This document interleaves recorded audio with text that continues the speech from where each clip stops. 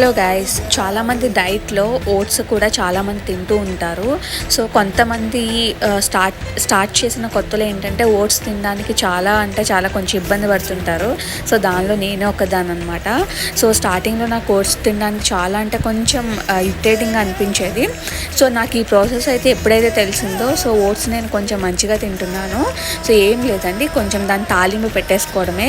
మనం కర్రీ చేసుకోవడానికి onions, tomatoes, జీలకర్ర, కరివేపాకు ఇవి ఎలా అయితే ఫ్రై చేసుకుంటామో అలాగే వీటన్నిటిని తాలింపు పెట్టుకుని మనం ఉడకపెట్టిన ఓట్స్ని కలిపేసుకుంటే రెసిపీ అయితే చాలా ఎమ్మీగా ఉంటుంది. అండ్ మనకు ఓట్స్ తినే ప్రాసెస్లో మనకి ఇరిటేషన్ కానీ ఏమీ రాదు, చాలా ఇష్టంగా తింటాము.